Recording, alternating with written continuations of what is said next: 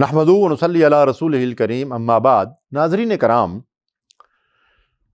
جتنا دینی لٹریچر ہمارے پاس ہے، دین کے بنیادی ماخذ ہیں اللہ کی کتاب، نبی کریم صلی اللہ علیہ وسلم کی احادیث، آپ کی سنت اور آپ کی سیرت، یہ جو بنیادی ماخذ ہیں ان کو آپ اگر اٹھائیں، بلکہ آپ قدیم فقہا کی کتابیں بھی اگر اٹھائیں، تو ان میں آپ کو مسلمانوں کی دو عیدوں کا تذکرہ ملے گا، دو عیدوں کا ذکر ملے گا، عید الفطر، عید الاضحیٰ۔ اور ان دونوں عیدوں کا ذکر قرآن میں بھی ہے، احادیث میں بھی ہے، اور رسول اللہ صلی اللہ علیہ وسلم نے ان عیدوں کا طریقہ بھی بتایا، ایام بھی بتائے، اور پڑھنے کا پورا طریقہ بھی سکھایا۔ عید کیسے پڑھی جائے گی، کتنی تکبیرات ہوں گی، کب خطبہ ہوگا، کب نماز پڑھی جائے گی، سب کچھ ہمیں سمجھا دیا۔ اگر کوئی تیسری عید بھی مسلمانوں کے ہاں ہوتی تو اس کا ذکر بھی اللہ کی کتاب میں ہوتا، نبی کی سنت میں ہوتا، فقہا کی کتابوں میں اس کا کوئی ذکر ہوتا۔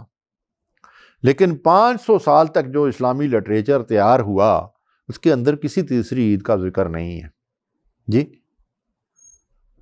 تو جو تیسری عید ہم نے ایجاد کی ہے، یا کچھ لوگوں نے ایجاد کی ہے، عید میلاد النبی کے نام سے، اور بعض علماء، میں حیران ہوتا ہوں کہ ترنگ میں آ کر کہتے ہیں کہ میلاد تو اللہ کی سنت ہے، استغفر اللہ، نعوذ باللہ من ذالک۔ ان لوگوں کے دلوں کے اندر اللہ کا خوف ہے ہی نہیں، اللہ پر بھی وہ بہتان باندھتے ہیں اور رسول کی طرف بھی جھوٹی باتیں منسوب کرتے ہیں، جبکہ رسول اللہ صلی اللہ علیہ وسلم نے فرمایا کہ جو شخص میری طرف غلط بات منسوب کرتا ہے جو میں نے نہیں کہی، وہ اپنا ٹھکانہ جہنم میں بناتا ہے۔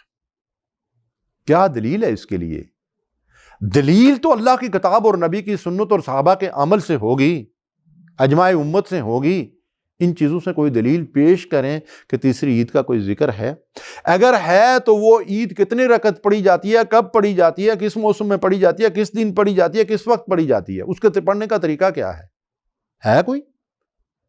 تو نہیں، تو پھر یہ لوگوں کی خود ساختہ چیز ہے۔ تو کیا یہ دین نامکمل رہ گیا تھا اور ایک عید کا تذکرہ کرنا رسول اللہ صلی اللہ علیہ وسلم بھول گئے تھے کہ ہم نے اس کو دین کا حصہ بنا لیا؟ استغفر اللہ۔ اور صرف دین کا حصہ ہی نہیں بنایا، بلکہ بعض لوگ اسی عید کے منانے پہ کسی کو مسلمان اور کسی کو غیر مسلم قرار دیتے ہیں، اور کسی کو عاشق رسول اور کسی کو جو ہے وہ گستاخ رسول قرار دیتے ہیں، اور ان کی کسوٹی یہی ہے کہ یہ تو وہی لوگ مناتے ہیں جو رسول سے محبت رکھتے ہیں۔ استغفر اللہ۔ تو صحابہ کو رسول اللہ صلی اللہ علیہ وسلم سے محبت نہیں تھی؟ استغفر اللہ، نعوذ باللہ من ذالک۔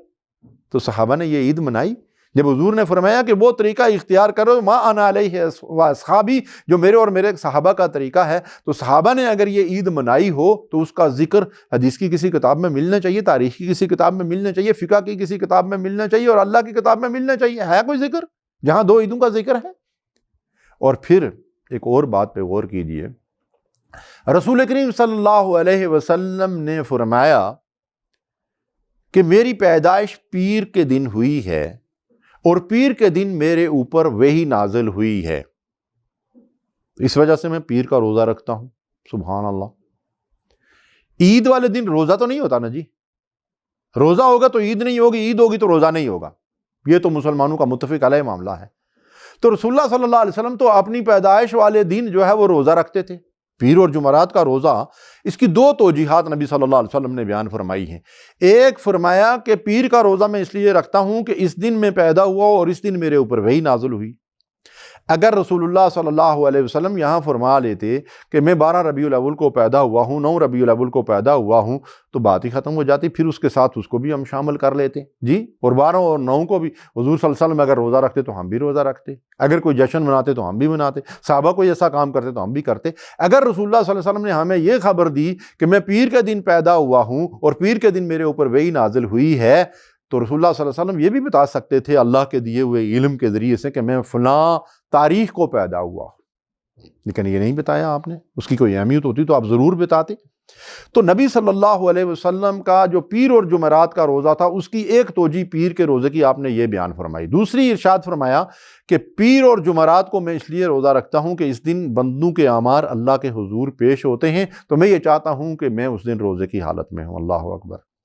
اب یہ رسول اللہ صلی اللہ علیہ وسلم کا عمل جو ہے، اس سے ہمیں یہ رہنمائی ملتی ہے کہ میں اور آپ جو ہے رسول اللہ صلی اللہ علیہ وسلم کی پیدائش کا دن کیسے منائیں؟